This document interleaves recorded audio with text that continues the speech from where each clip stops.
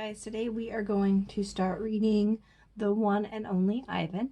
And today, yesterday, I had you guys preview the cover and then take a good guess about what this book's about. So before we start, I always want you guys to read the back of the book, and so I'm going to read the back to you. This is a summary. Ivan is an easygoing gorilla living in a shopping mall. He has grown accustomed to humans watching him through the glass walls of his domain. He rarely misses his life in the jungle. In fact, he hardly ever thinks about it at all. Instead, Ivan thinks about TV shows he's seen, his friends Stella and Bob, and painting. Then he meets Ruby, a baby elephant taken from her family, and she makes Ivan see their home and his own art through new eyes. When Ruby arrives, change comes with her, and it's up to Ivan to make it a change for the better. So, it's about a gorilla and an elephant living in a zoo that appears to be attached to a mall.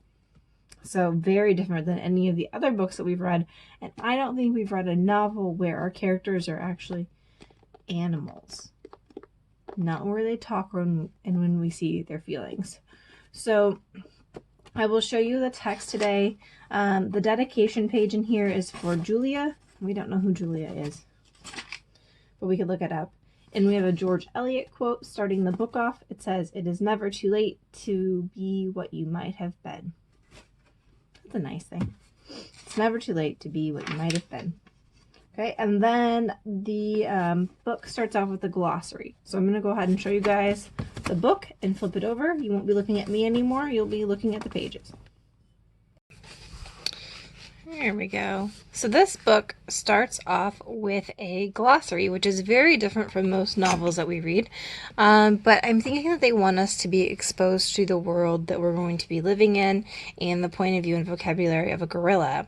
So chest beat means a repeated slapping of the chest with one or both hands in order to generate a loud sound, sometimes used by gorillas as a threat display to intimidate an opponent. Domain is a territory. So when he talks about his domain, that's where he's going to live. The grunt.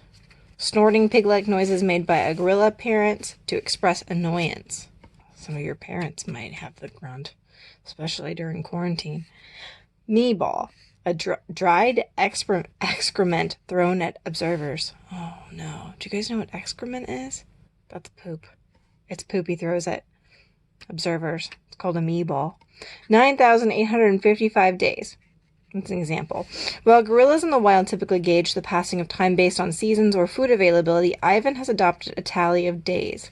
9,855 days is equal to 27 years. And then over here, we have Knot Tag, which is a stuffed toy gorilla.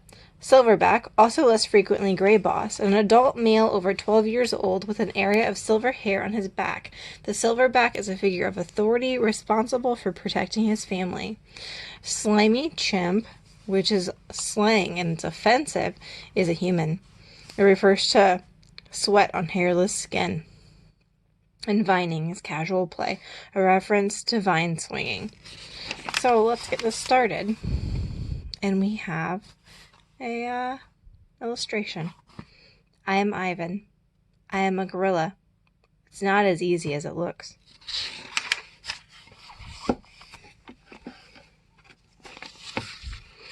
People call me the freeway gorilla, the ape at exit 8, the one and only Ivan, mighty silverback. The names are mine, but they're not me. I am Ivan, just Ivan, only Ivan. Humans waste words. They toss them like banana peels and leave them to rot. Everyone knows the peels are the best part. I suppose you think gorillas can't understand you. Of course, you also probably think we can't walk upright. Try knuckle walking for an hour. You tell me, which way is more fun? I've learned to understand human words over the years, but understanding human speech is not the same as understanding humans. Humans speak too much. They chatter like chimps, crowding the world with their noise even when they have nothing to say. It took me some time to recognize all those human sounds, to weave words into things, but I was patient. Patient is a useful way to be when you're an ape. Gorillas are as patient as stones. Humans, not so much.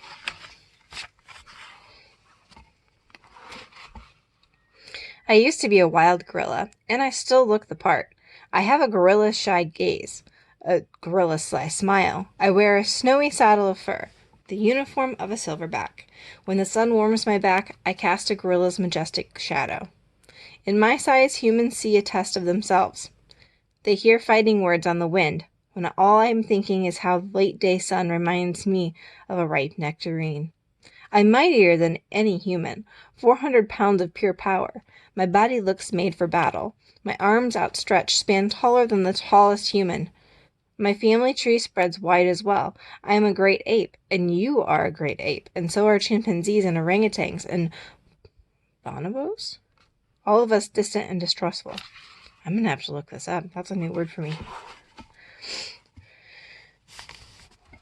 Oh no, it won't fit in the screen. I know this is troubling. I too find it hard to believe there's a connection across time and space, linking me to a race of ill-mannered clowns. Chimps. There's no excuse for them. I live in a human habitat called the Exit 8 Big Top Mall and Video Arcade. We are conveniently located off I-95, with shows at 2, 4, and 7, 365 days a year. Mac says that when he answers the trilling telephone, Mac works here at the mall. He's the boss. I work here too. I'm the gorilla. At the Big Top Mall, a creaky music carousel spins all day, and monkeys and parrots live amid the merchants. In the middle of the mall is a ring with benches where humans can sit on their rumps while they eat soft pretzels. The floor is covered with sawdust made of dead trees. My domain is at one end of the ring. I live here because I am too much gorilla and not enough human. Stella's domain is next to mine. Stella is an elephant. She and Bob, who is a dog, are my dearest friends. At present, I do not have any gorilla friends. My domain is made of thick glass and rusty metal and rough cement. Stella's domain is made of metal bars. The sun bear's domain is wood. The parrot's is wire mesh. 3 of my walls are glass. 1 of them is cracked, and a small piece, about the size of my hand, is missing from its bottom corner. I made the hole with a baseball bat Matt gave me for my 6th birthday. After that, he took the bat away, but he let me keep the baseball that came with it. A jungle scene is painted on one of my domain walls. It has a waterfall without water, and flowers without scent, and trees without roots. I didn't paint it, but I enjoy the way the shapes flow across my wall, even if it isn't much of a jungle. I am lucky my domain has 3 windowed walls. I can see the whole mall and a bit of the world beyond. The frantic pinball machines, the pink billows of cotton candy, the vast and treeless parking lot. Beyond the lot is a freeway where cars stampede without end. A giant sign is at its edge beckons them to stop and rust like gazelles at a watering hole. The sign is faded, the colors bleeding, but I know what it says. Mac read its words aloud one day. Come to the Exit 8 Big Top Mall and Video Arcade, home of the one and only Ivan Mighty Silverback. Sadly, I cannot read, although I wish I could. Reading stories would make a fine way to fill my empty hours. Once, however, I was able to enjoy a book left in my domain by one of my keepers. It tasted like termite. The freeway billboard has a drawing of Mac in his clown clothes and Stella on her hind legs, and an angry animal with fierce eyes and unkempt hair. That animal is supposed to be me, but the artist made a mistake. I'm never angry.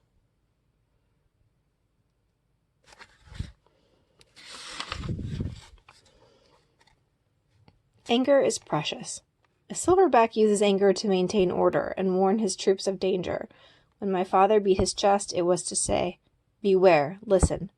I am in charge. I am angry to protect you, because that is what I was born to do. Here, in my domain, there is no one to protect. We read pages 1 to 10, and we've gotten to know Ivan and kind of his situation, where he's at. We can reflect a little bit about Ivan's feelings at this point. He doesn't seem upset that he's at the mall, but he definitely seems a little lonely. He doesn't have life like another gorilla does. And so we can already start to think, is it right to have Ivan, a wild gorilla, stuck in the mall? Is that the right place for him? Do you think that his owner's taking care of him? So as you think about those things, you need to go ahead and go onto your Google Classroom, and there is a reading response form, just like the one that you fill out when you finish a book, well, similar. And you need to fill that out every day that I read out loud to you guys so that I know that you've watched the video and you know the story. And that's it. And I'll see you guys tomorrow.